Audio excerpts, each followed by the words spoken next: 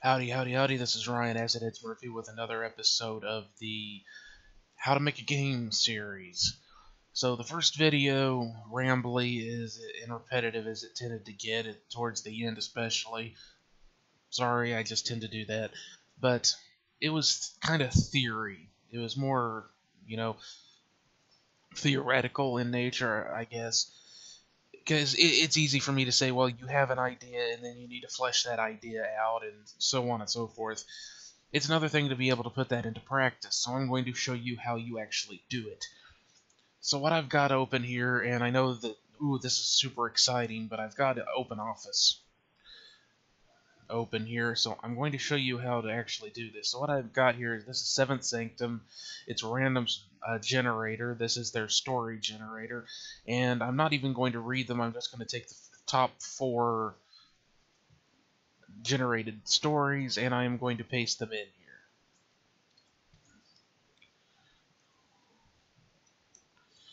Let's see. Let's do that as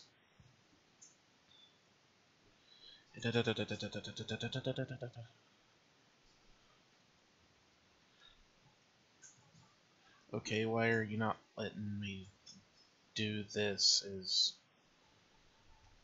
Okay, it's going to be a pain in the ass. I'm going to have to do this with Notepad first. Copy, then paste it in. There we go.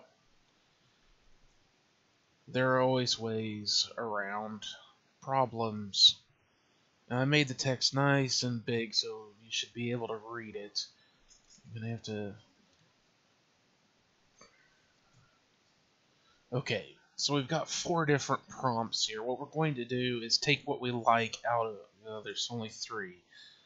No, there's 4. Alright. So let's go ahead and... I'll save it when I'm done here. Well, I don't even really necessarily need to save it because I'm not going to actually make a game out of this. I just want to show you how you do this. Okay. So I used fantasy prompts because fantasy is the genre I prefer to work in.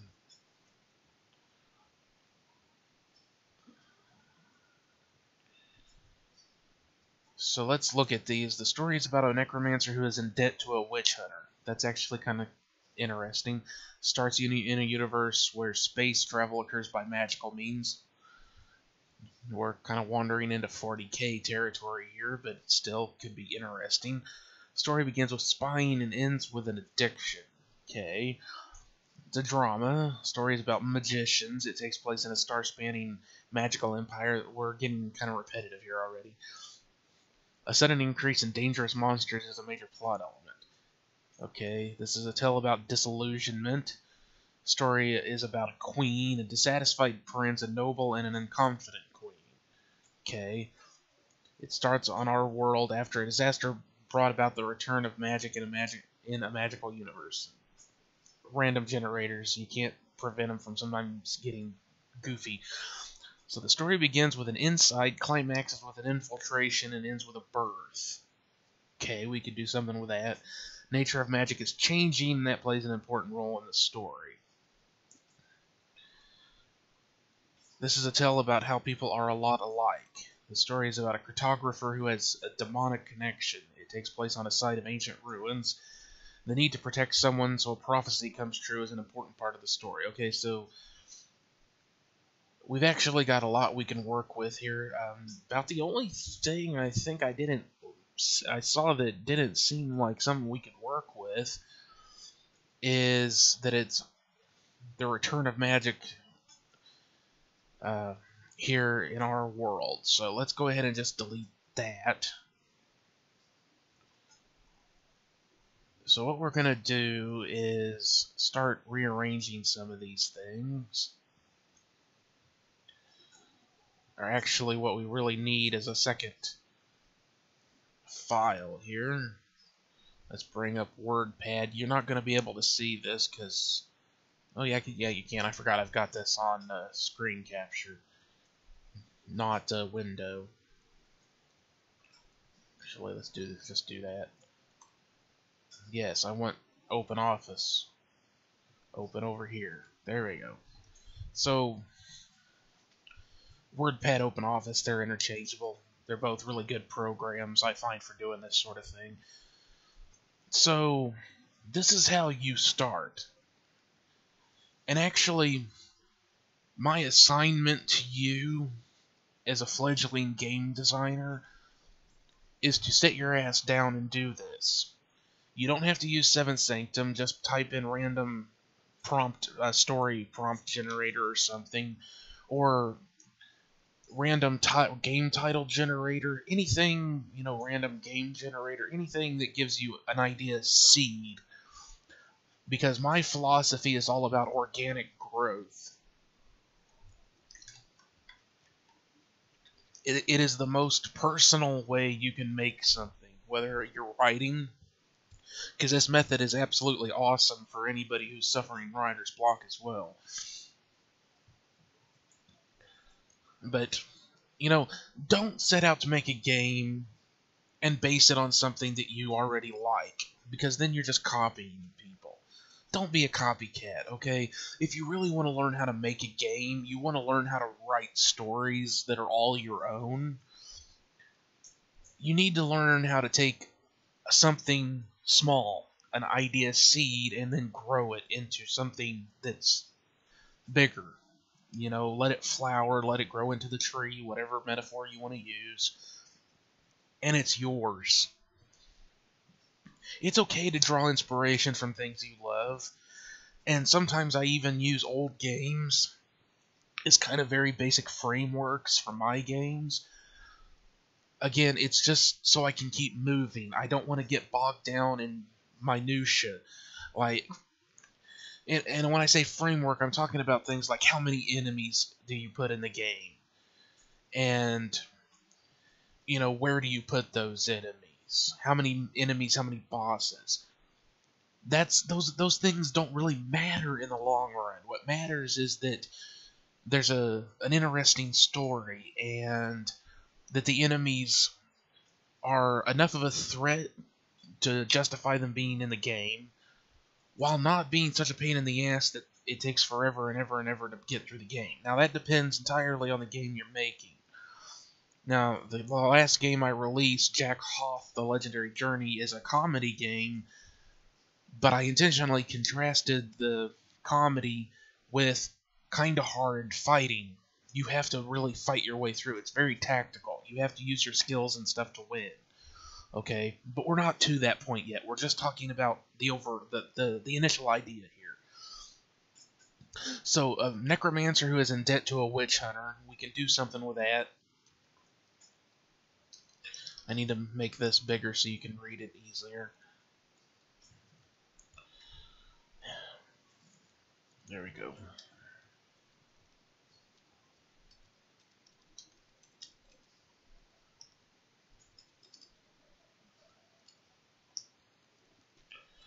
Okay. We're just gonna go for to get the characters here. A queen, a dissatisfied prince, a noble,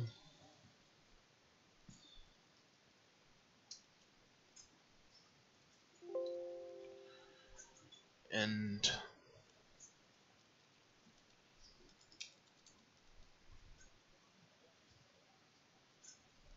I'm going to change the wording of that because clearly it doesn't like unconfident. Alright.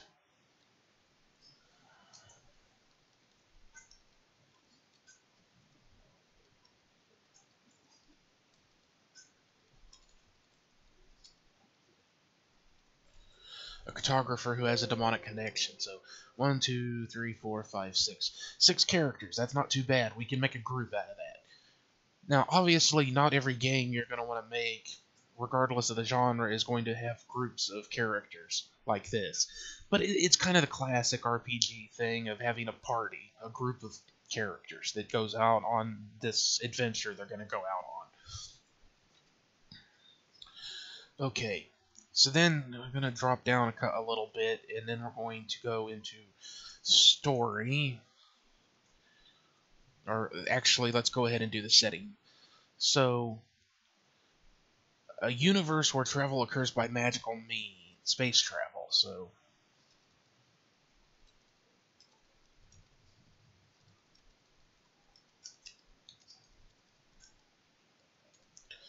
and then the second one just adds to that.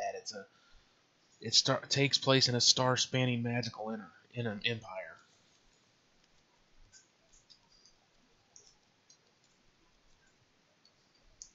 Okay.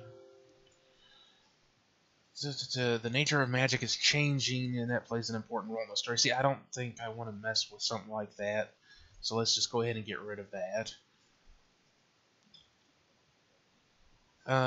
Takes place. It can start on the side of ancient ruins, or at some point it gets to that point. Okay.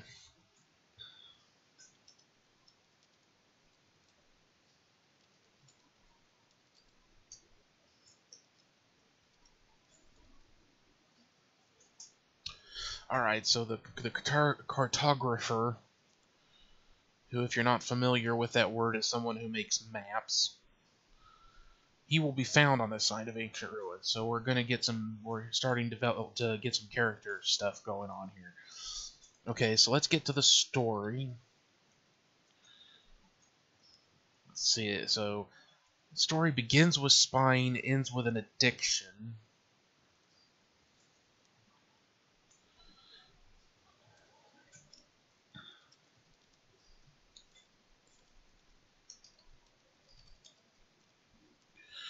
And this, you do not have to include all of this stuff. We're just writing down what we can possibly work in as part of the story.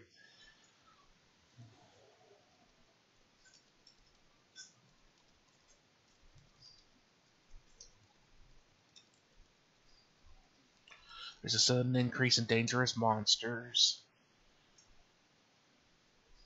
Let's see.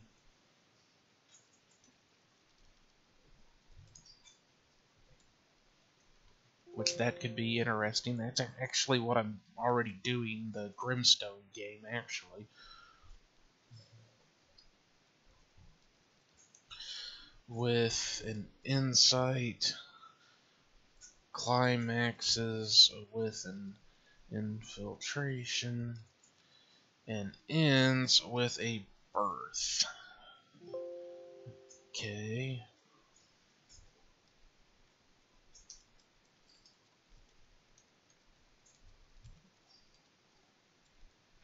For a lot of like.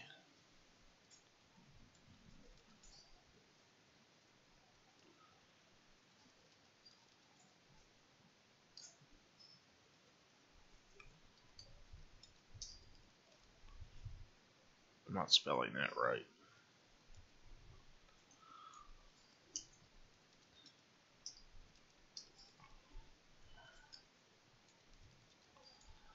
Alright, that's starting to sound a bit too Harry Potter-ish. Some elements of that. Alright, so now we can go ahead and get rid of this stuff over here, and we go back. So what do we want to keep for the story? What's the story going to be? So it begins with spying, ends with an addiction. There's a sudden increase in dangerous monsters. That happens in pretty much all RPGs. So that's kind of a redundancy. Not necessarily, it depends on the game. Stories about magicians. Begins with an insight, climaxes with an infiltration, and ends with a birth. Tell about how people are a lot alike. The need to protect someone so a prophecy comes true is an important part of the story. So we can come back to that stuff. I want to come up here to the characters. Okay. So I like this. A necromancer who is in debt to a witch hunter. So let's go ahead and come up here and let's get another random generator. This is fantasy name generator. bestnamegenerator.com, and this gives us some interesting namey names we can use.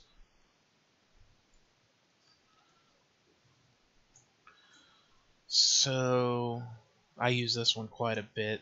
There's lots of them out there.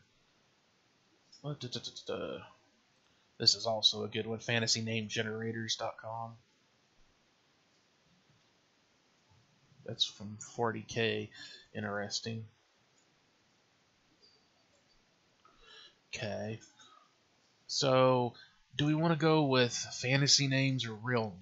Because this site has loads and loads of generators. I love this site. fantasynamegenerators.com. It's excellent. Let's go with some real names. Hittite names? That sounds interesting.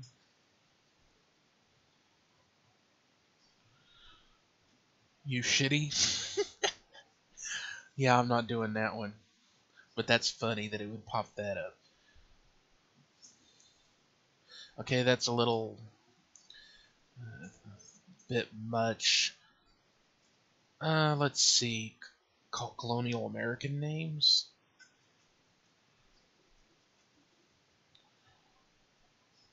No. See, this is why random generators are so useful, especially for things like names. Even just being able to look through and things. Ooh, hillbilly names. This is a world full of hillbillies. Everybody's going to be like Billy Bob and Ray Ray and Donnie, Billy Bart. No, I'm joking, but it's still. Maybe that's the thing that will spark something in your mind, and you'll look at hillbilly names and go, that would be hilarious. I'm going to make a comedy RPG where everybody's got goofy ass hillbilly names. And off here you go to the races. There you go. Anglo-Saxon names, that could be cool. Aethelwolf.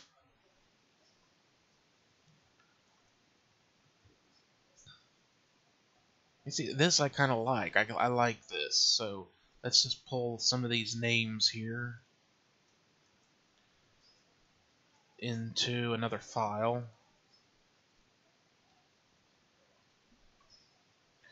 Those are male names. Let's get some female names.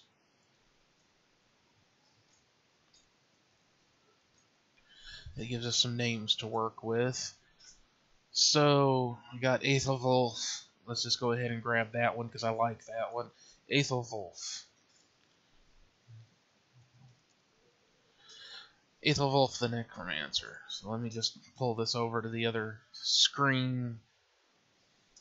I don't know what a Necromancer is, but let's get rid of that extra C. So Aethelwolf the Necromancer. Hell, I'm going to go ahead and save this. It might be fun. Yes, save, please. Oh, let's just go ahead and use the name. Aethelwolf the Necromancer. So, our characterization for him to start with is that he is in debt to a witch hunter. So, what kind of debt are we talking here? That's the first thing we need to figure out. This is how you brainstorm and how you grow from very simple beginnings. What is the nature of the debt?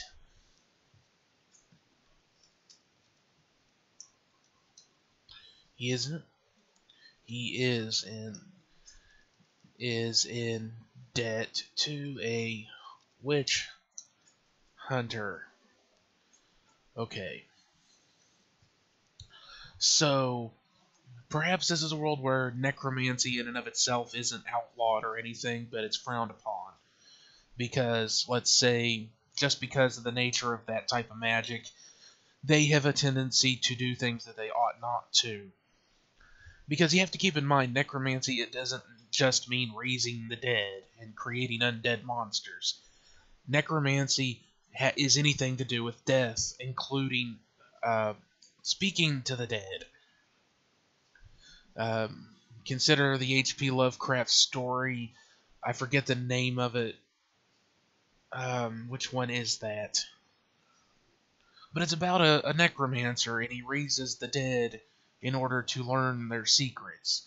There's more to it than that, but like I said, you have to keep in mind that necromancy is anything to do with death. It isn't necessarily evil in and of itself. It's just like any other type of magic, even chaos magic. It just depends on the setting. In fact, that is something we could consider doing. This is how you spark ideas. Let's come over here and go to our setting. Let's drop a couple of question marks here just to make it clear that this is an idea. A world where there are no standard types of magic, such as elemental magic. It's all chaos, necromancy. You can look up different types of magic, things like this. Now, I doubt that I would do that because it's too limiting. It would be different, but it's kind of limiting. He is in debt to a witch hunter. So, what kind of debt are we talking about here? This is how, like I said, this is how you start branching things off. And we don't want to dwell on this for too long, but what kind of a debt? Money's too easy. And like I said, we've just thought about things to do with necromancy. So instead of this, let's just say that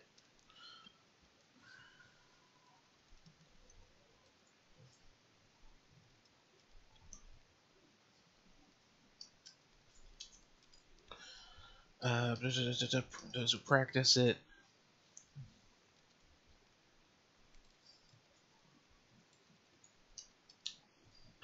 necromancy isn't outlawed, but those who practice it often skirt or break the law. What is a witch hunter?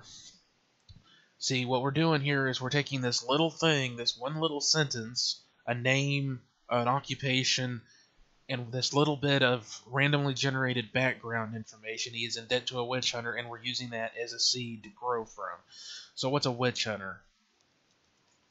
A witch hunter is a magic policeman. They hunt down magic users that break the law. Okay.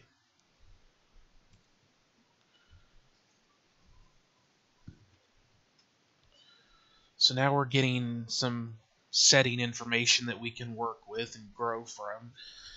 So he's in debt to a witch hunter. Let's get another name. That's over here.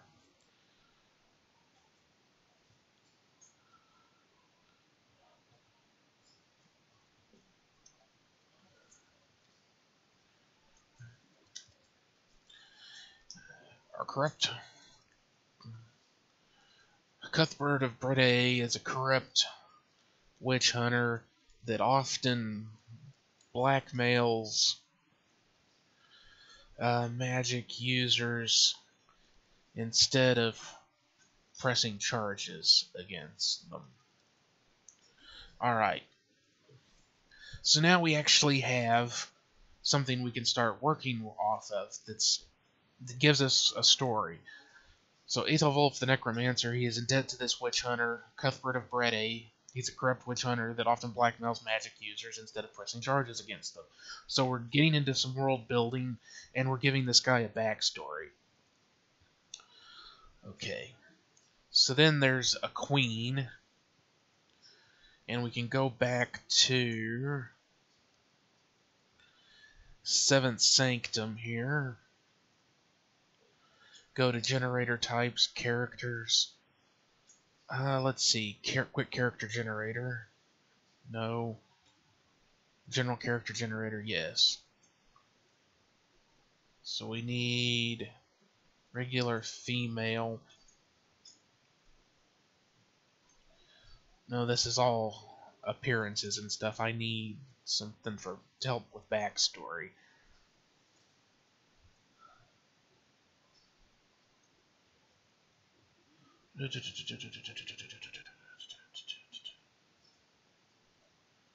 Let's see, other worlds. Nope, that doesn't exist anymore. This is another site called springhole.net. It is very good.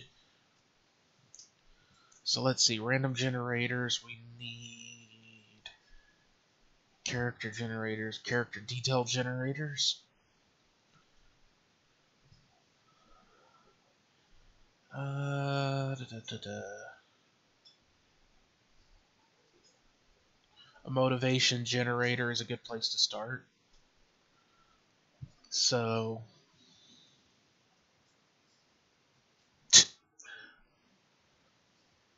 most of all, your character wants to solve a mystery about their past, their past. They're using goofy gender descriptive things, nouns, pronouns, whatever the hell it is. So, a queen.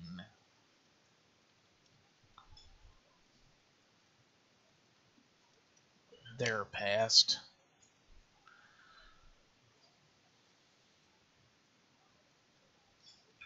Most of all, she wants to solve a mystery about her past. Okay, so let's give her a name.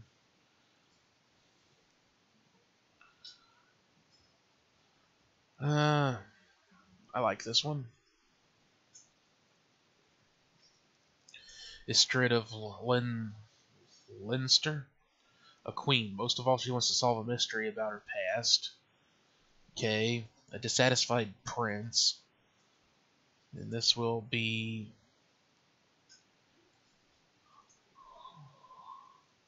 Baldric of Pontworthy.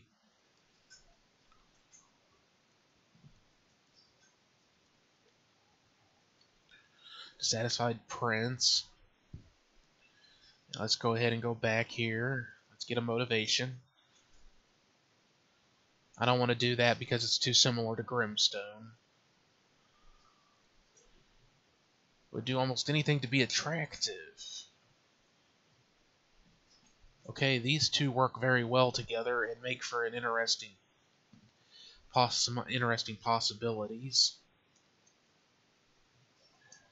Okay, so your character would do almost anything to be attractive. Your character wants to raise a family, so we can actually work with that very well. He is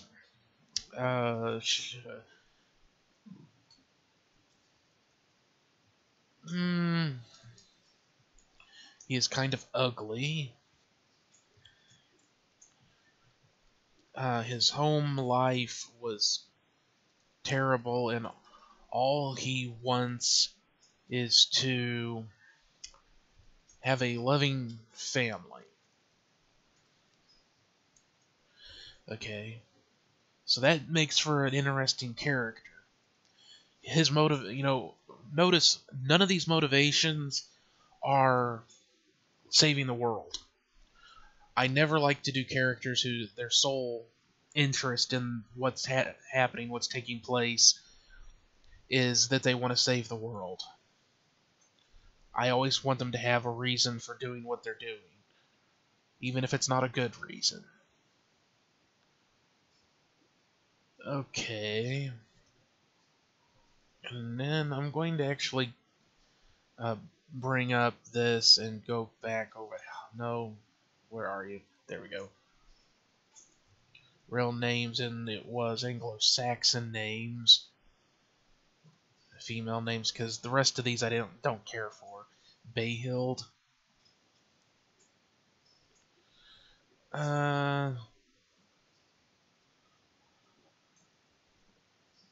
Okay, those are getting a little bit annoying. Let's go with some Saxon names, perhaps.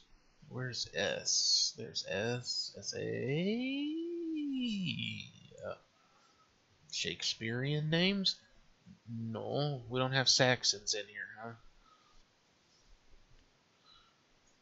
Okay, so Slovenian. Let's see what this looks like. I don't think so. Celtic names? Gaul is what is present-day France. Nah. Irish. Should have got her. I know I'm butchering it. I'm just... let's see. Cornish. Croatian names could be interesting.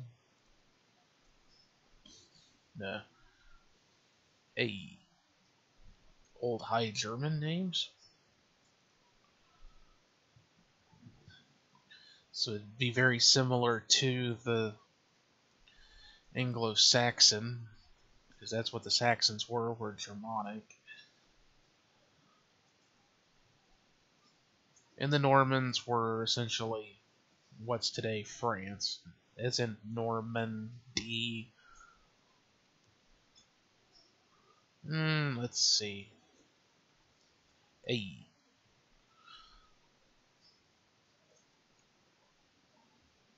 See, I don't want something that's going to be too crazy, too hard to pronounce, but I want them to be interesting. I don't want just normal, with the air quotes, they're normal names. Polish? No. Latin? No. Elizabethan?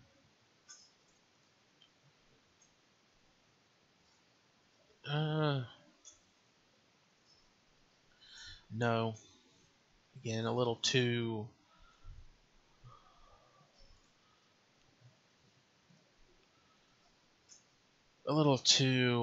modern sounding. Huh. Well, this isn't working very well. I'm surprised there's no Saxon name generator. Royalty names?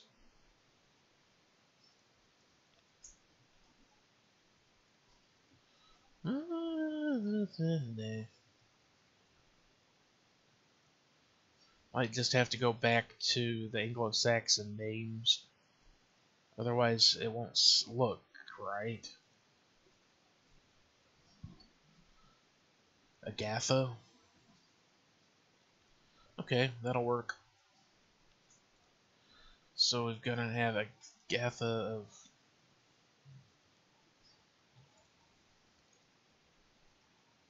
I don't like formatting to be carried over. Just do it that way.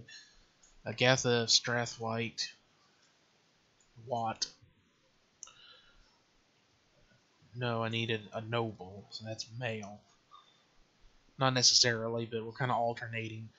I tend to do that. I'll alternate gender of characters just so you get some variety, unless I have a reason not to.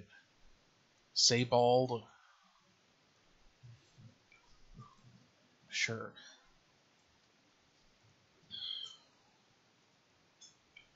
Sebald Collier. He is a noble. Snooty, snooty, nooty. Snooty, booty, wooty. Okay. Okay, that's odd. Character desperately wants to kill an angry biologist. Greatest desire is to be adored. Wants to create a masterpiece. Creating a masterpiece is interesting, and an angry biologist is certainly unique, but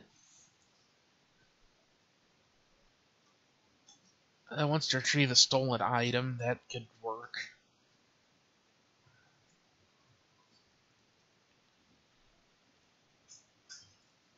Let's try to get something else. They're rivals. Okay, that gives us something to work with.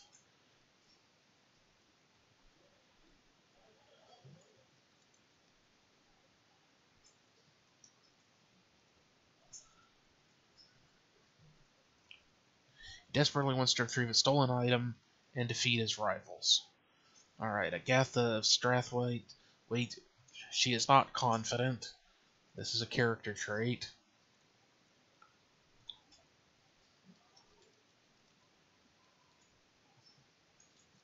She is not confident.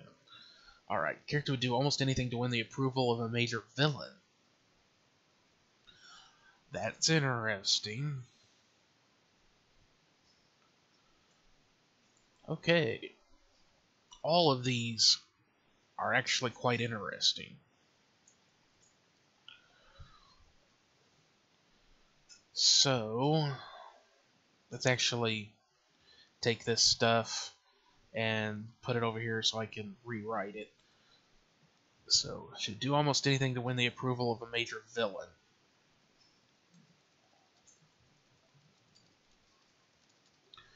Is her father. She'll do almost anything to win his approval.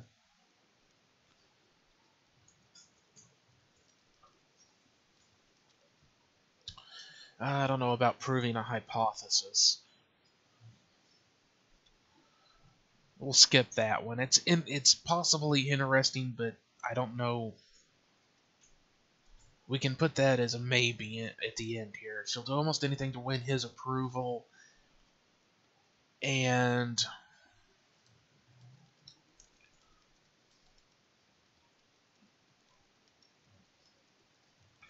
okay, she's not a queen, but a princess.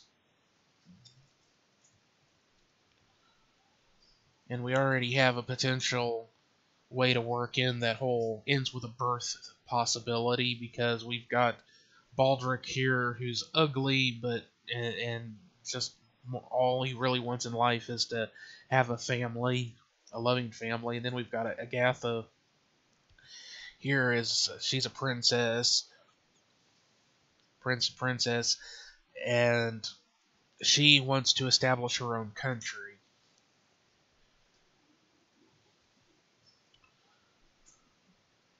So perhaps instead of country, we could go a little bit smaller.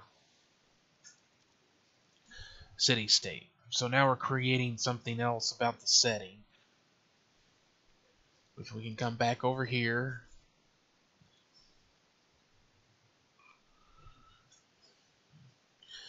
Okay.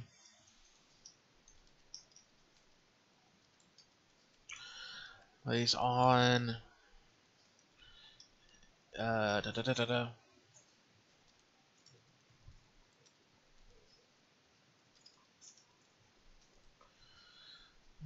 Mostly. The world this all takes place on is mostly controlled by various city-states. Okay, so we're getting some more possible setting information this way. Alright, so now we've got this queen. She has a mystery in her past she wants to solve. Let's see if... I don't know about that. A random mystery generator, mystery plot generator. No. Random plot generator. No. Murder mystery victim generator.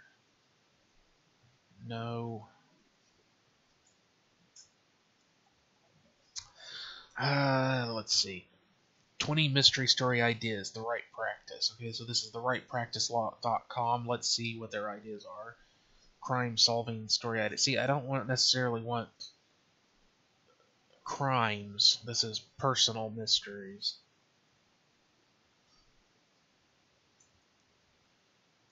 Let's see. Random backstory. Random background generator. What's this one? Random back open gaming store. Okay.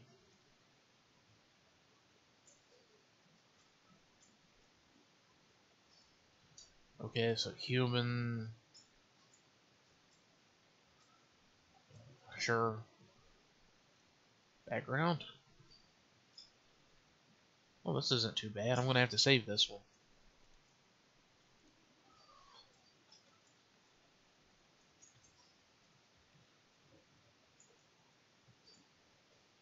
Let's see, drawbacks.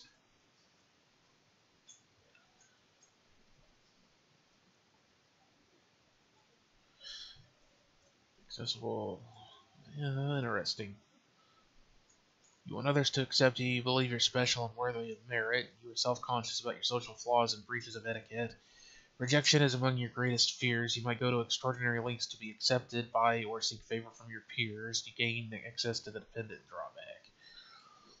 Okay, so all of this is useful. So I'm going to go ahead and grab that.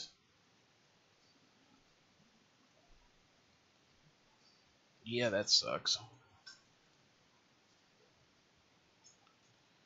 Remove the formatting. There we go. She wants others to accept her, to believe she's worthy, special, and worthy of merit. She is self-conscious about her social flaws and breaches of etiquette, real or perceived breaches of etiquette.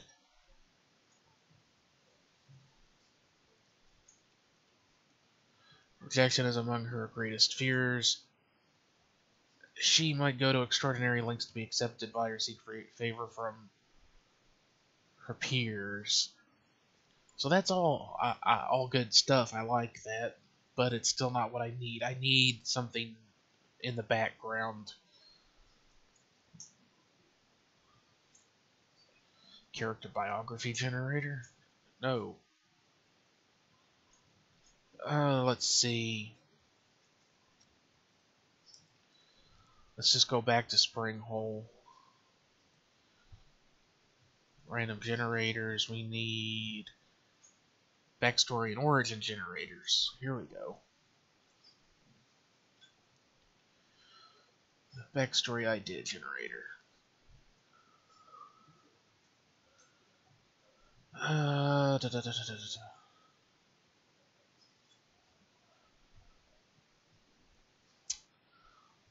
Character secret generator. We could. Oh, we already know she's the child of a major villain. She's terrified. Could be terrified of children. No. No, that's still not what I need. Flaws and weakness, quirk, character development question, character family relationship things. No. Get some ideas. Complicated by an illness, suffered in young adulthood. Character grew up with quite a bit of money. Yeah, okay, no. We need something, some mystery. That's what it says. Most of all, she wants to solve a mystery about her past. Character motives. No, we already did that. Flaws and weaknesses. Gullible, short-tempered, and addicted to a dangerous substance. We've already got some of that stuff.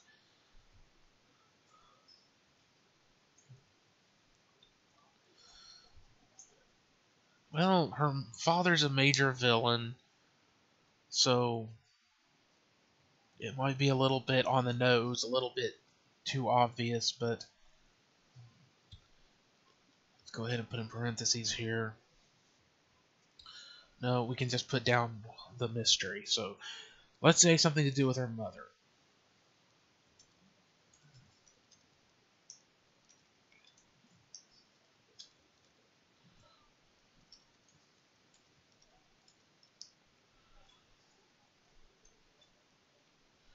But yeah, let's just do the who, what, where, why now.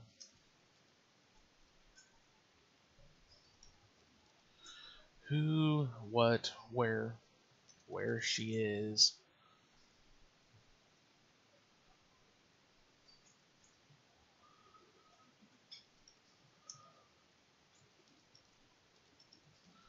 Alright. So that's good enough. She doesn't know who her mother is, what happened to her, where she is, or if she's dead or alive. So she wants to find out who her mother is and where she is, even if that's in a grave somewhere. So again, it's a personal thing.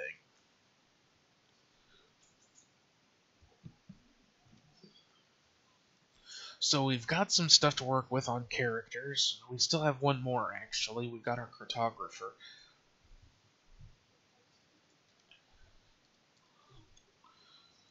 And let's see, we went male, female, male,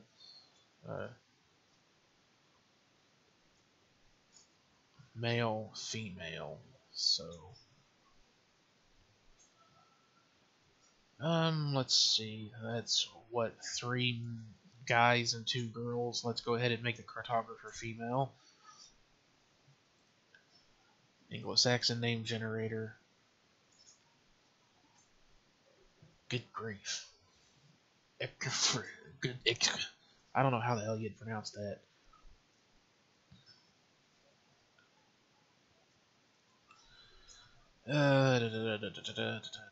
He-hilt? He-hilt. No. Gertrude? Kelwyn? Kelwyn? Of Winby. Sure, that works.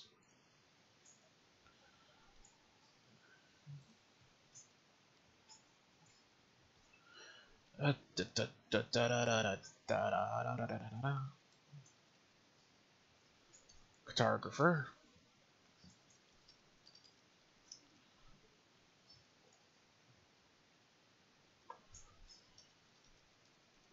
She has involvement with demons. So what are demons in this setting going to be? That's another question to answer.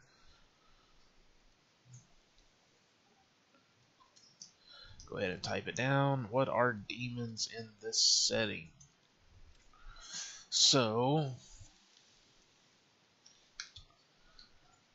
let's see. There are 2 pantheons. Pantheons? No, pantheons of. Let's not go with gods and goddesses, but rather spirit. What's a good word? Spirits, just some spirits.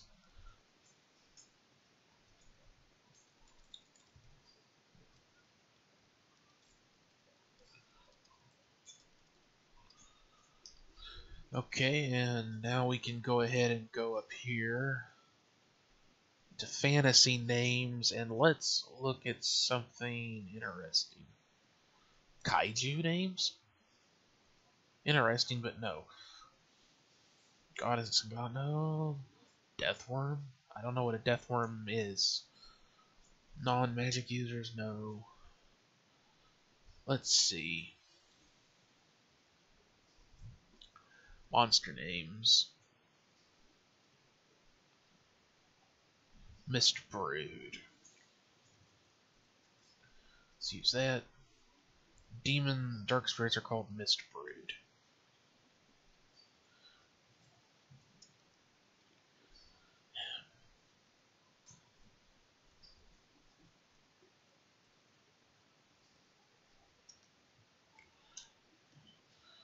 There we go.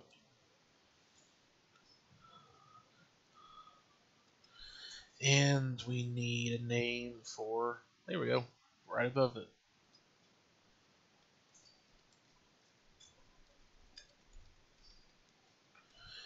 Dark spirits are called Mist Brood. Light spirits are called Dawn Wings.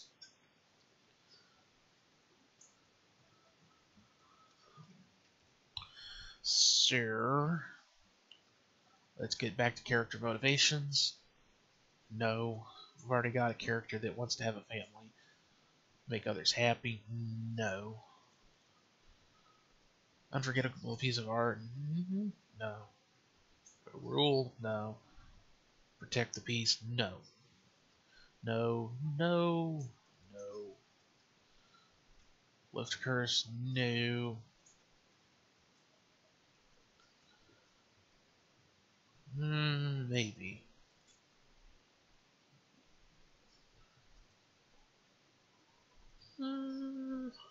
maybe.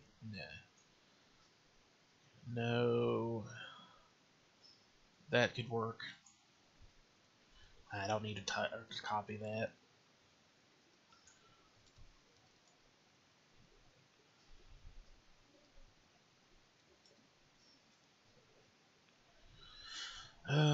Let's see.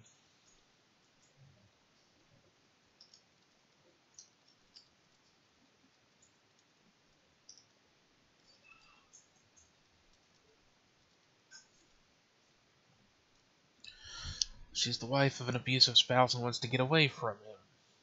There we go.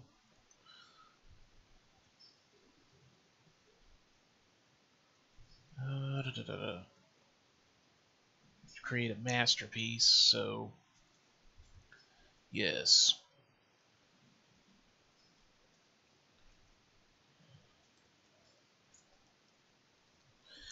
In life is to map the entire world.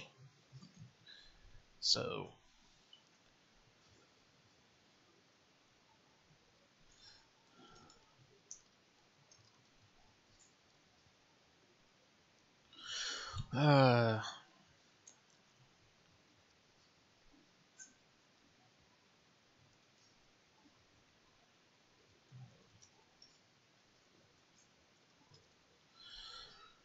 map the entire world and create a great map showing the whole of it. So the whole idea of wanting to create a masterpiece works there. So what is her involvement with the Mist Brood? She is trying to summon Mist Brood in order to kill her husband. Alright, so now we've got some interesting characters. We've created some backstory for all of them, which can be expanded on.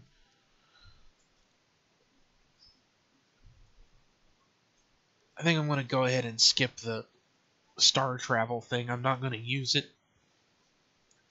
Or I wouldn't use it, so there's no point in keeping that. But the rest of this, we can go ahead and copy over. This is our setting stuff. Alright. Character stuff. Alright.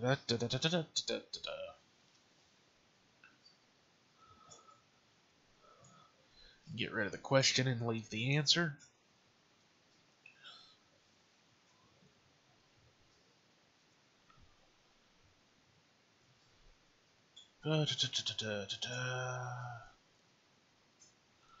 So let's get on to the story portion of this. So I'm not sure how much of this we really need. Obviously, there's going to be a lot of personal stories going on here, which is important, I feel, to a good RPG. But what should the overall story arc be? It begins with spying and ends with addiction, sudden increase in dangerous monsters. It's about magicians. Begins with an insight, climaxes with an infiltration, and ends with a birth. Tale about how people are a lot alike. The need to protect someone so a prophecy comes true is an important part of the story. So magicians and the chosen one thing, I don't think so. As for ends with a birth,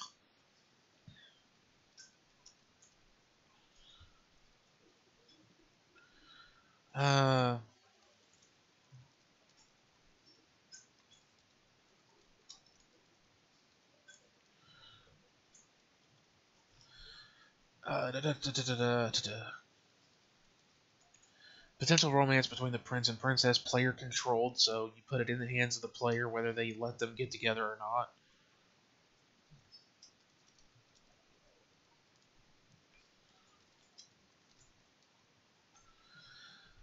Um,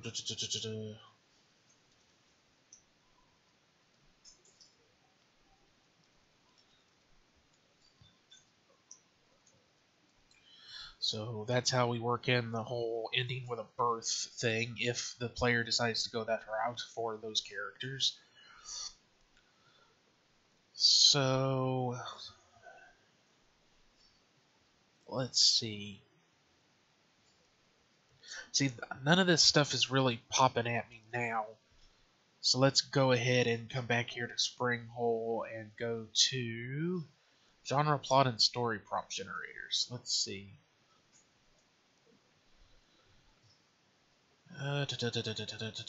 Low-key plot generator? Okay. Prophecy generator. This could be amusing. In the palace of the west, a prophet will be forgotten. The unicorn of the army of the... Okay, I've used that before for other stuff.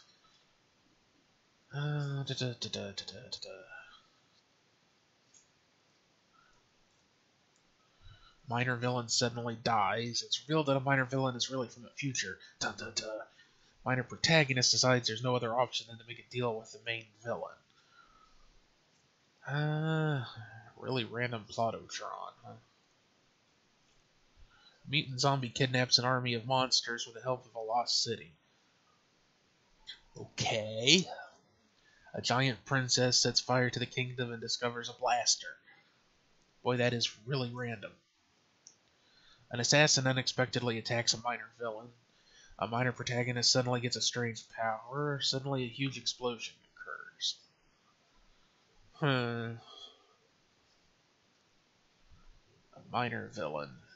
An assassin.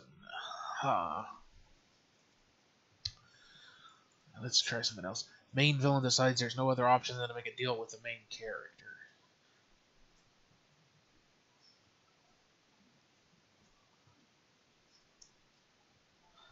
Okay. That's something we can work with. Let's see. So her name was Estrid of Leinster. Let's go down here. And we need another name.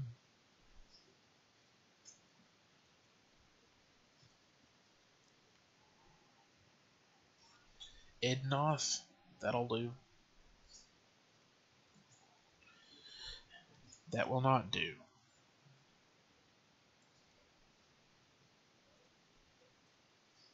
Ednoth of Leinster.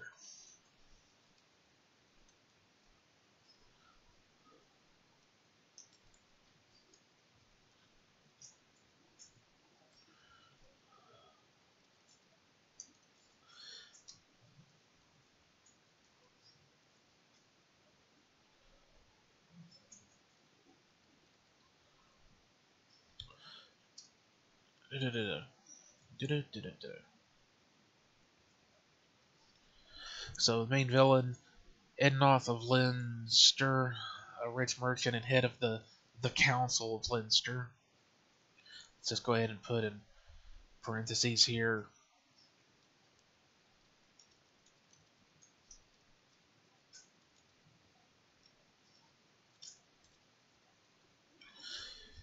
He is the one in control. The rest are just his lackeys. Alright, so why would he want a necromancer? He needs the help of a necromancer, so something to do with the dead.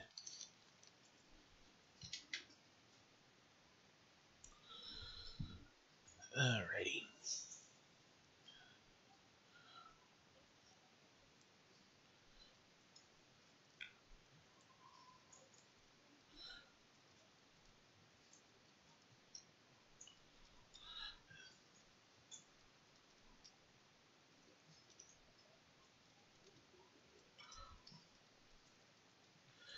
Alright, so let's see. We can come up here and let's see.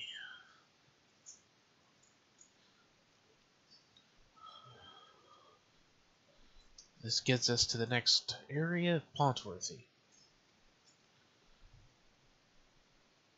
It needs information from the corpse of a rival who recently died in another city-state, Pontworthy. Okay.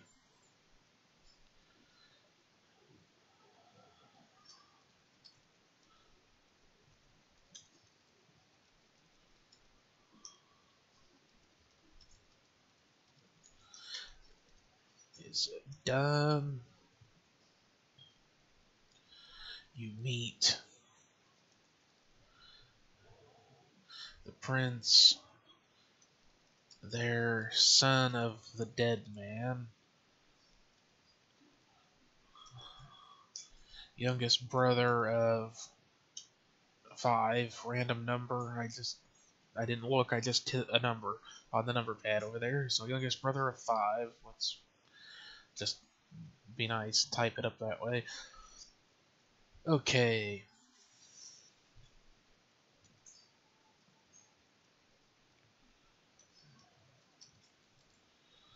You learn ... Let's go back.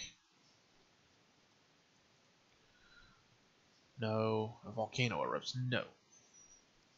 No.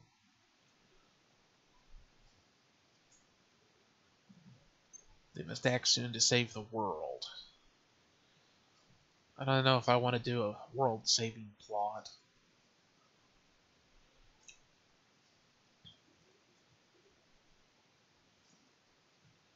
Something thought to be a myth turns out to be real. Okay, we can do something with that.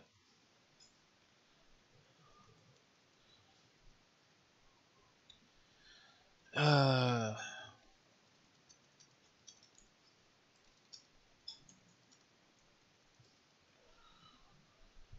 Uh, da, da, da, da, da, da.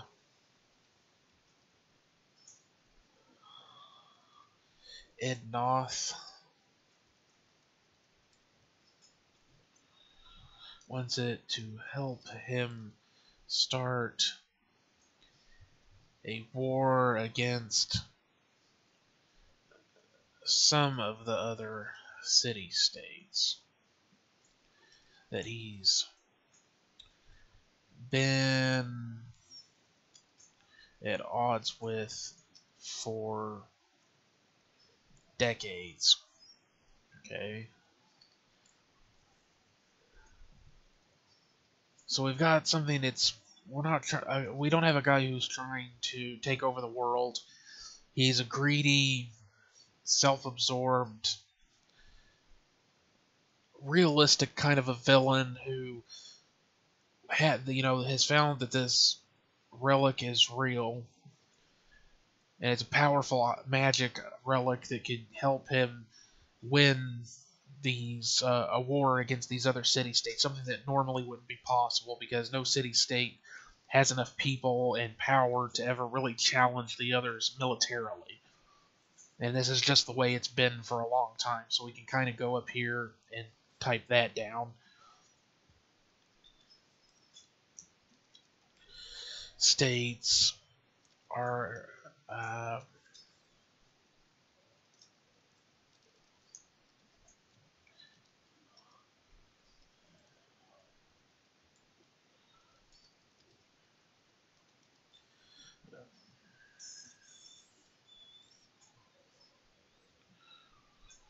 um,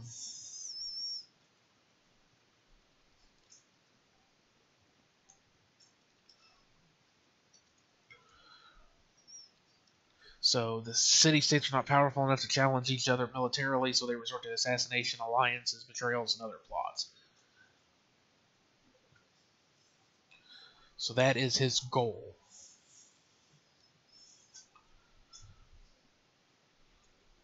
Da, da, da, da, da.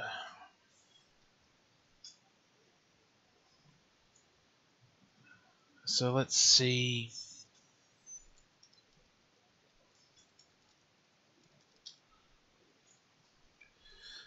There wouldn't be much of a story if you could just find the information out and then leave.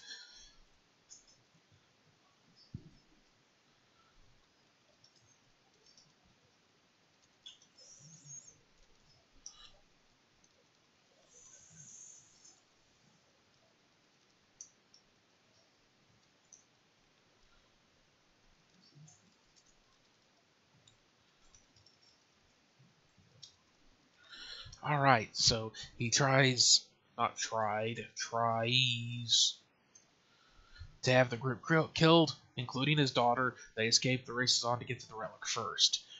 So now we have the beginning of the story. Now we need an ending to the story. Obviously, would we want to do multiple endings or just stick to a single ending? If this is going to be your first game, probably doing a set ending is best. So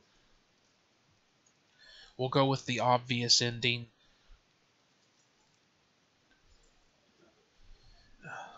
They stop Aiden off. But just so it's kind of a bittersweet ending, someone dies.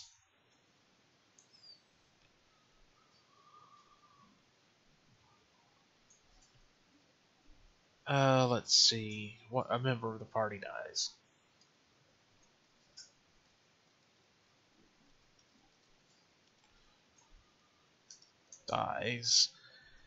And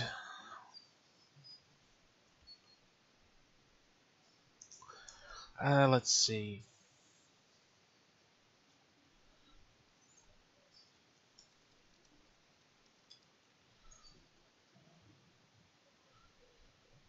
Let's pick one of them that we've already created.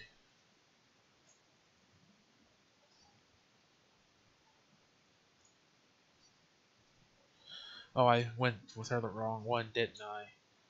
It's Strathwaite. Oops. Strathwaite.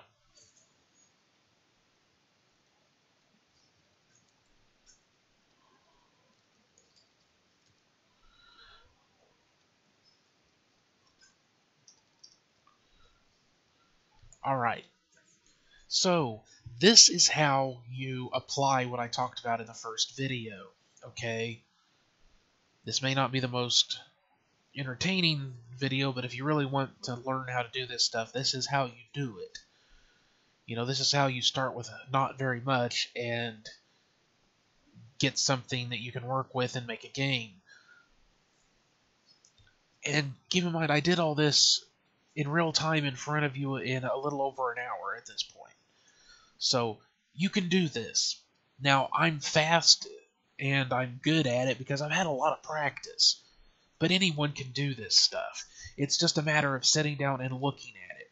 And when, you know, you're stuck for an idea, you know, like I was with the mystery, you use random generators, you know, for the names and, you know, and then it's just picking things out and going, like the witch hunter is like, okay, what does a witch hunter do in this setting? You know, what is their purpose?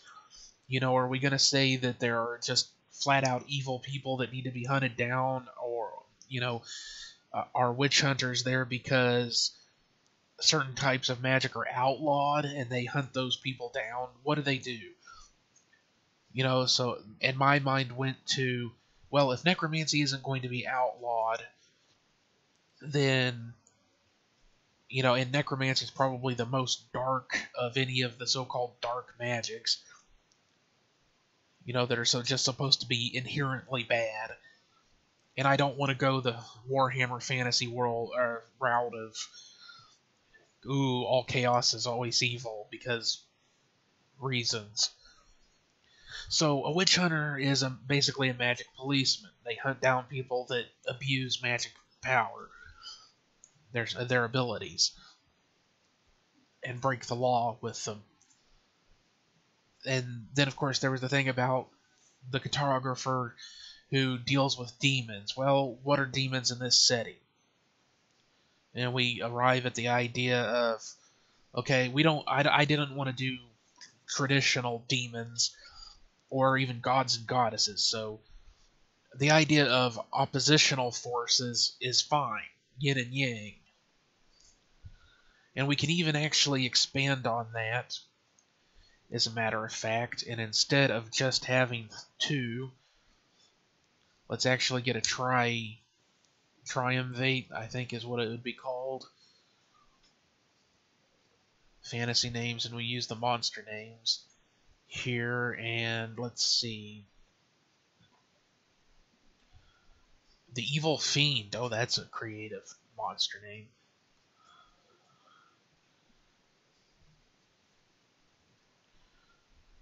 Of course, now it's not going to give us anything to use.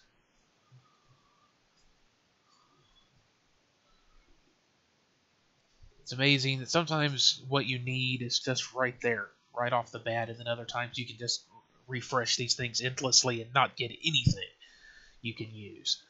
Dusk Thing. Dusk I like. Dusk Howlers. Dusk Howlers. Okay, I like that.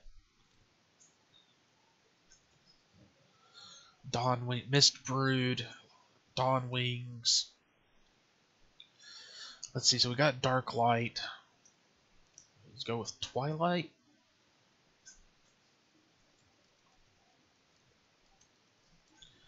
And what was that again? It was Dusk Howlers.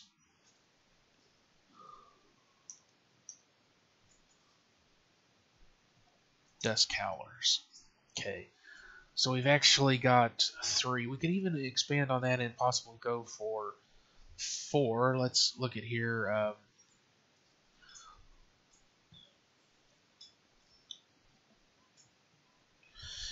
What are the different times of day? Midnight, morning, noon, afternoon. That's not really what I'm talking about.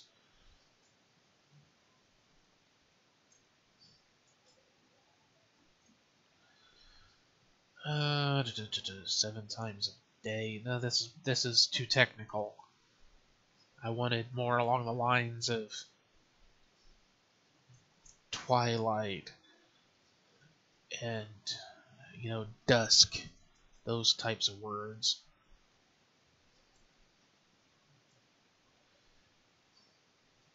How about instead of Mist Brood being dark spirits, we call that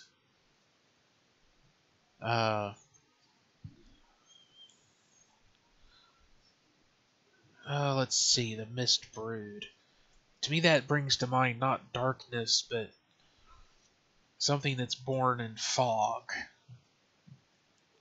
Kind of draw on some other fantasy things and even real life where fog is full of spirits.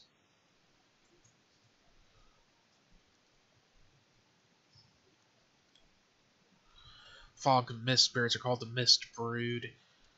So let's go back here and see if we can find something else.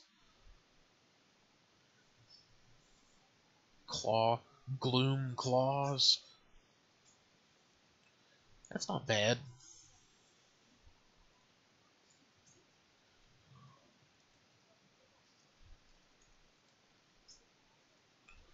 That is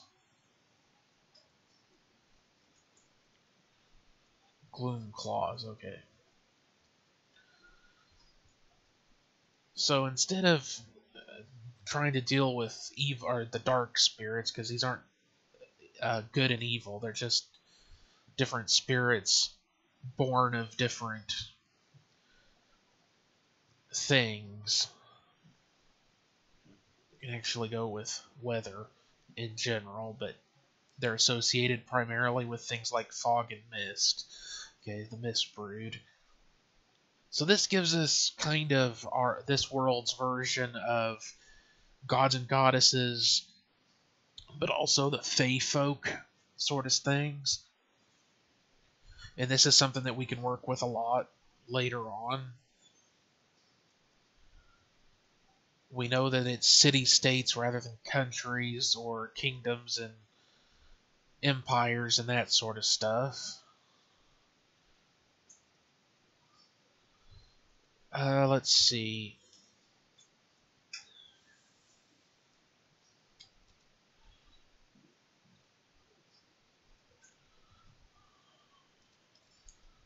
chaos magic is treated the same, so we know where there's going to be necromancy and chaos magic involved in the game.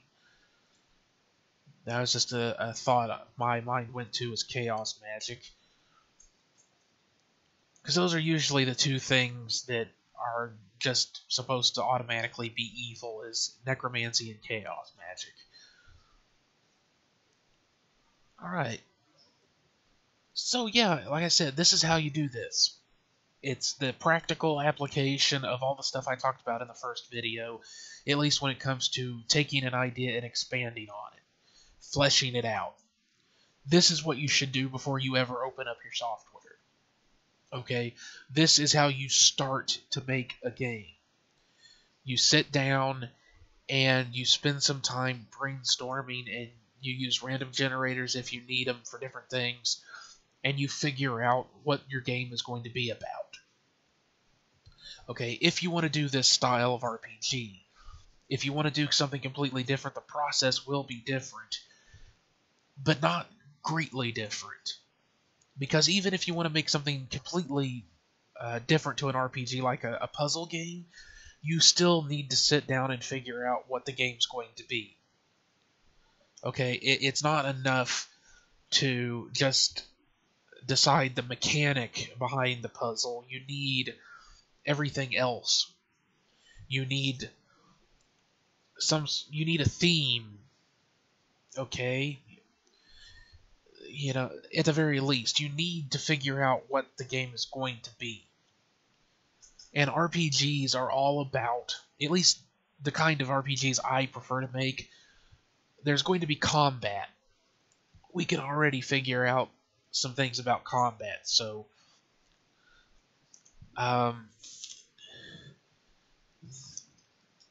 characters are all magic users.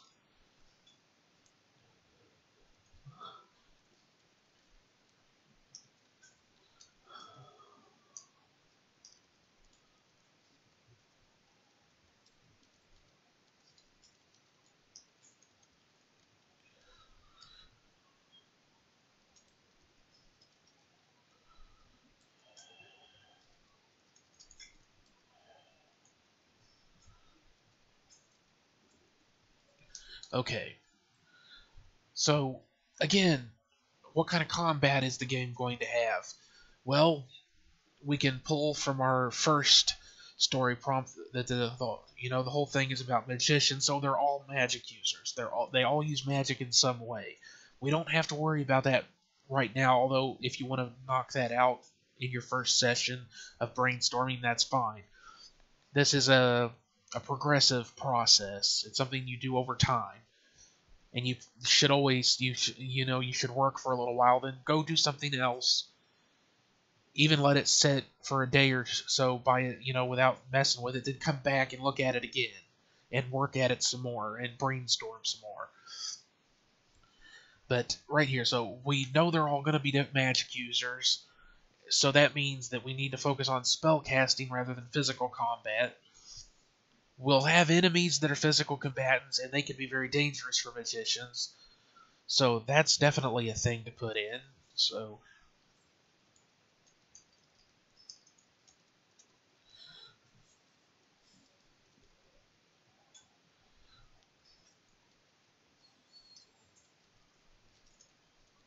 go ahead and type that down. Enemies that are physical fighters will be very dangerous. Alright, so since we know that they're all going to be magic users, the most important thing we're going to have to keep in mind, that's why I wrote this down, we need game mechanics to make each style of magic really feel special. Okay, if you're going to have, we have like 6 different characters, I think it was, and they're all going to be magic users, at the very least you need 6 unique special forms of magic for them to use, and then you should also have some other ones for enemies to use. Okay, and you can start with the basic stuff like elemental magic, but that would kind of, to my mind, that should be one style, is elements, just using elements to cast elemental spells. Okay, and then you can have things like somebody who's really good at healing. Okay, that's a classic RPG cliche almost, but or trope if you want to call them that. But it's also very useful to the group. Or maybe you don't want to have a healer. Maybe you want to force them to rely on items for healing. If you want to do that, then you have to arrange your combat mechanics around that. Because you have to keep in mind that, using RPG Maker, it's a turn-based system. There are plugins for other types of systems, but at least, I don't know how many of them are supported. I know Yanfly created some plugins for different types of game systems, but he doesn't support them anymore. Or they don't. They don't support them anymore. So RPG Maker is turn-based. If you want to use a different system, you're going to have to find the plugins or create the plugins to do that, and then you're going to have to figure out how you want everything to work.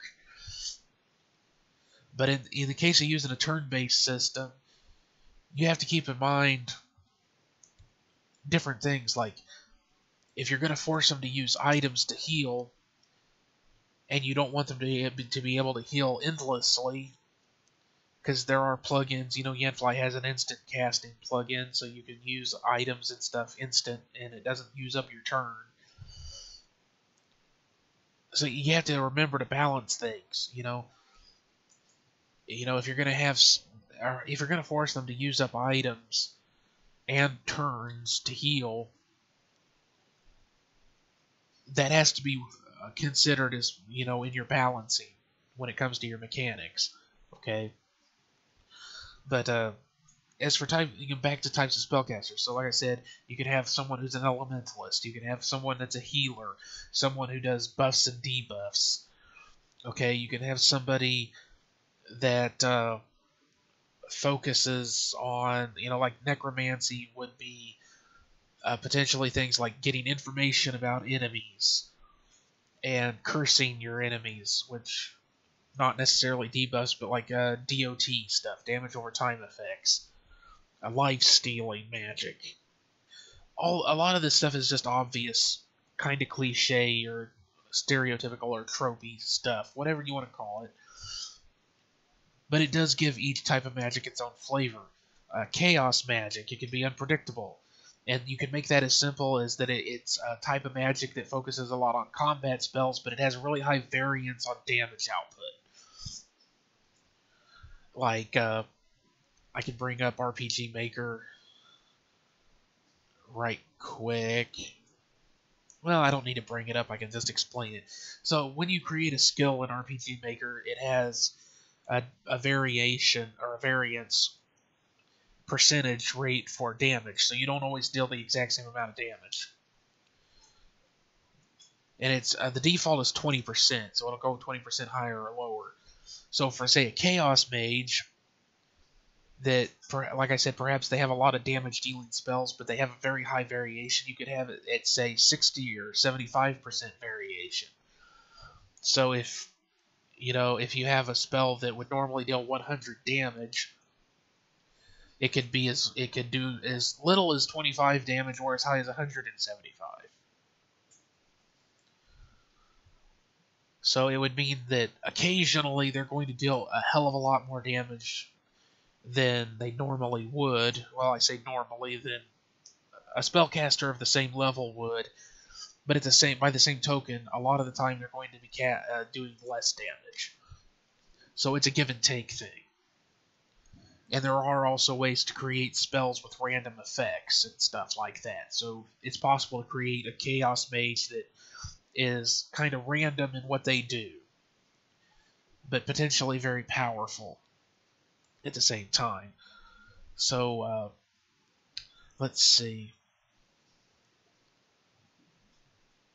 I'm trying to think of a thing. You could come up with someone that, like in Grimstone, one of the characters has the alchemy the ability to create potions and stuff.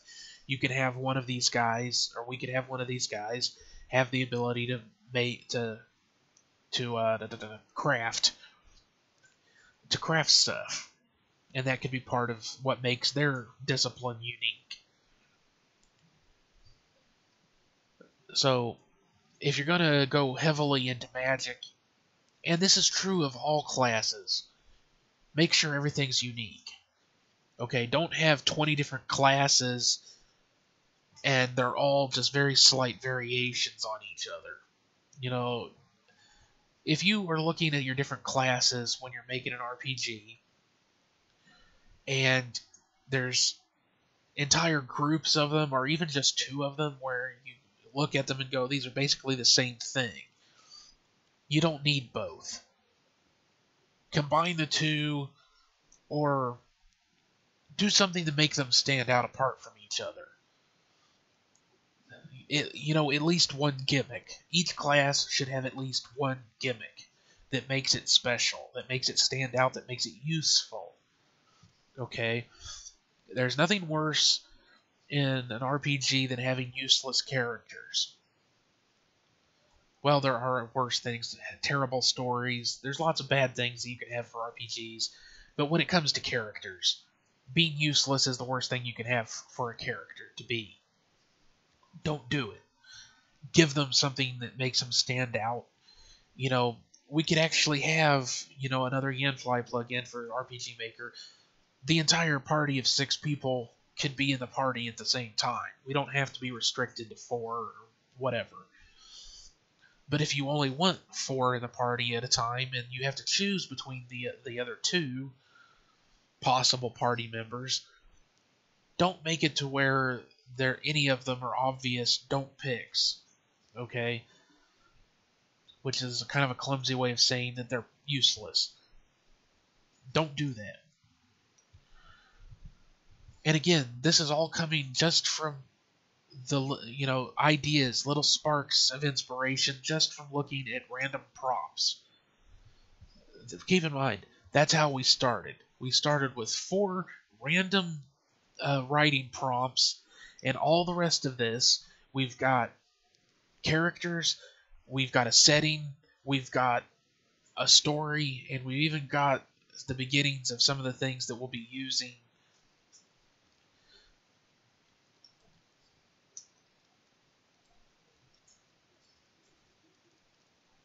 for the game mechanic stuff. We've even got a little bit of that already going. And it took about an hour of just sitting down and messing around with it. Seeing what ideas popped into my head. And you can do this too.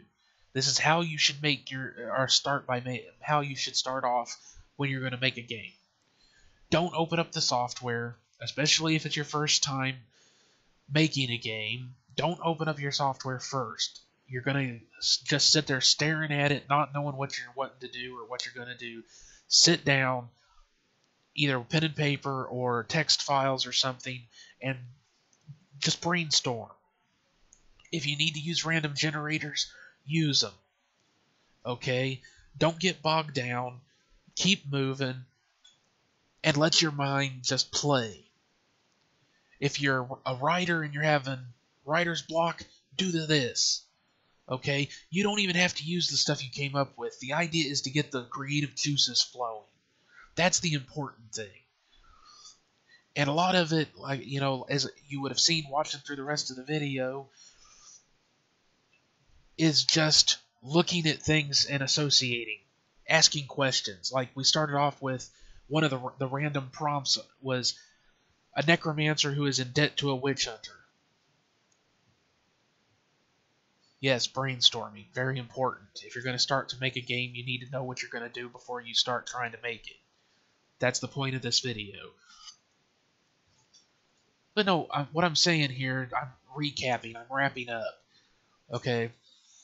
Whatever your name is, I don't read characters. So, the random prompt was simply a necromancer who is in debt to a witch hunter. So we ask questions. Okay, what is the role of necromancers in the setting? Okay, I made the decision. They're not outlawed, but they are often sketchy individuals. What is a witch hunter in this setting? What is their role? I decided a magic policeman. They police people that abuse their magic powers and break the law using them. So, why is the necromancer in debt to the witch hunter? Well, the witch hunter is a corrupt guy that often blackmails people instead of pressing charges on them. And we took all that just from that one little sentence. And that's how you take something very simple, a simple idea, and you start growing it into an abstract or an outline to make a game. And once you have your abstract, your outline, then you can open up the software and start working on it. But if you don't have anything to work with, and you open up the software, like I said, you're going to end up staring at that screen, not doing anything, getting frustrated, getting pissed off, not knowing what the hell you're going to do. And that's why people don't work. That's why they don't make games. They start off with the best intentions, and then you don't know what the hell to do. So, like I said, you watch through the video, I spent an hour coming up with an outline for a game, using some random generators to give me names and random prompts and some ideas and stuff to work with, and I made something. Practical application of the theory of everything I talked about in that first video. So, thanks everybody for watching. I guess I only got one person popping in right here at the end, but thanks for popping in. I appreciate the view and the patronage, whatever. And yeah, that my desire in doing these videos and the book I'm writing about all this stuff is to save people frustration. Because I understand how it is to get frustrated when you're trying to work on something and you get stuck. I would like to save people from that.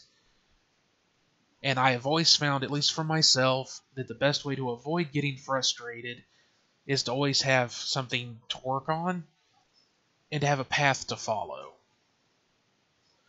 And the best way to do that when you're working on games, again, is to have stuff that you can work off of. Because even if you're working on a game and you get stuck on one thing, you can come back to your abstract and look through it and start reading and just look for any questions you can answer. Okay, like right here, we came up with this cartographer who is the wife of an abusive spouse. She wants to get away from him. Her ambition in life is to map the entire world, create a great map showing the whole of it. And then we came up with the idea of the Mist Brood, which is one of the orders of spirits that exists in this setting. And she's trying to use them to kill her husband. Okay, so let's say you get stuck on working on one character or one part of the story, so maybe you haven't gotten to her yet, the cartographer. So let's just kind of look at this and what can we think of for her. So she's trying to summon the Mist Brood to kill her husband. How is she trying to do this? We decided that she was going to be first encountered in ancient ruins. Okay, so she's searching the ancient ruins for, let's see, some sort of ancient relic is a little too obvious. Let's see.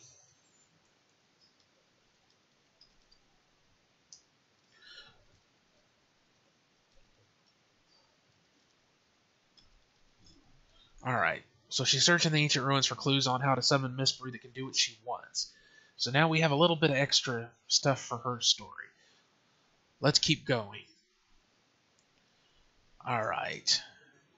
The abusive spouse. What kind of abuse? It may not be that important, but it's a little detail that we can branch off of what we've already written down here. Okay. Physical abuse, a little too obvious. Huh. What kind of abuse here? He wants her to be a... Glad you find it interesting. And I'm going to keep going just a little bit longer. Okay, so he wants her to be normal wife is totally unsupportive of her, let's just say, discipline.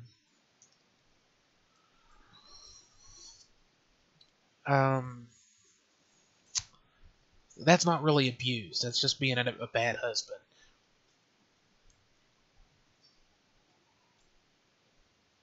We can get into psychological abuse here. He talks down to her all the time.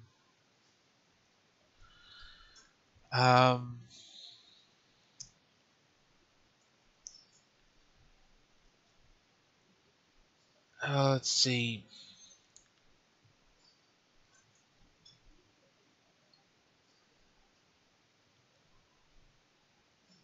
Yeah, ignoring physical abuse isn't necessarily the best route either.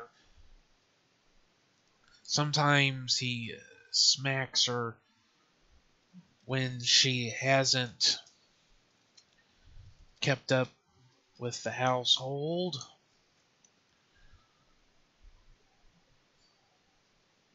Let's see.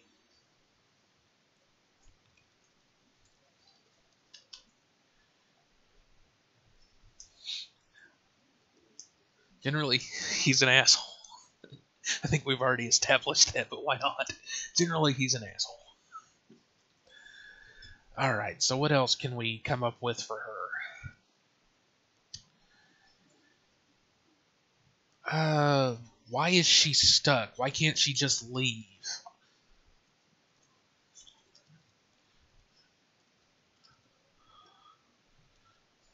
Because ...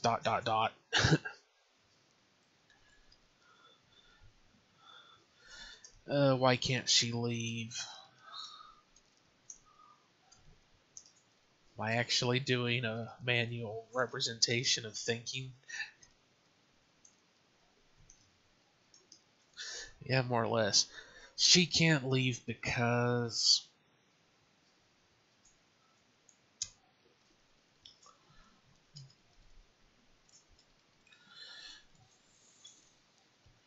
of a local... Let's draw on movies for inspiration here. And we'll go with Smokey and the Bandit. Of a local judge.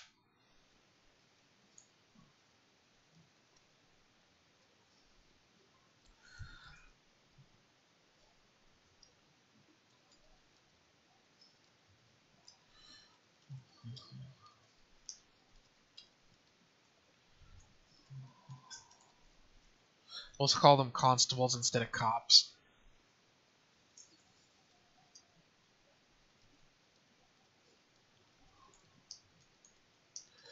She knows this because it's already happened. Alright, so we've expanded on this character's backstory. It was something else we could work on, and you can go back through and just reread what you've already come up with in your little abstract, your outline, whatever you want to call it, and just keep doing this. And eventually you will find something that sparks your inspiration, and you'll be able to get back into working on your game. In fact, never let yourself get stopped, because there's always stuff to be working on. And I said this in the first video, I'm going to repeat it here because it's important. Don't get bogged down on any one thing. Games do not have to be made in a linear fashion. It's like movies. Most of the time, movies are not made or shot in the order that you see the bits of the movie. There might be things at the end of the movie that they shot first for various reasons. Big movies often have more than one unit. If you ever have seen in the credits second unit, that's what that is. It's a second unit of filming that is off doing stuff that the main crew isn't needed for often. They might only be taking care of landscape shots or establishing shots for locations, or they could be dealing with a side story with characters and everything else that the main crew isn't doing because they're working on the main story. Second units, they do all sorts of stuff on movies. So, just like a movie isn't shot in order, it's not even shot necessarily by one crew with one director, the second unit director, like the Hobbit movies. Andy Serkis was the second unit director, is what made me think of that. So, yeah, I mean, I'm not saying you have to try to find somebody else to work with, although that can be helpful if it helps you and it divides the workload. But the point is that if you get stuck on one part of your game, you just work on a different part. Don't get bogged down on one thing, and don't feel like you have to say things in a certain order. You don't. There's even an argument to be made for starting at the ending of the game and working your way backwards, because it's kind of a cliche about games in general, but often the very ends of the games, the ends of the games feel a bit rushed and chaotic because they were doing it in order, and when they got to the end, they were starting to feel the crunch. The deadline was looming closer, so the ending tends to get rushed. Start with the ending. That way the ending will hopefully be the strongest part of the game, which is a good thing. A really strong ending or a really bad ending can make or break a game. So, again, that's always going to be my numero uno piece of advice when you're trying to make a game, is don't get stuck. Don't let yourself get stuck. Don't get bogged down in minutia. Don't dwell on, or not dwell, but tunnel vision. Don't get tunnel vision. Because you don't have to work on on one thing until it's finished. If you get stuck on one thing, you can work on other stuff. And then eventually you'll have ideas, things will happen, stuff will pop into your head, and you'll be able to go back to working on the other thing. And that helps avoid frustration in the long run. So, now I think I'm finally done. Thank you very much for watching. I'll see you all in the next one. Bye-bye.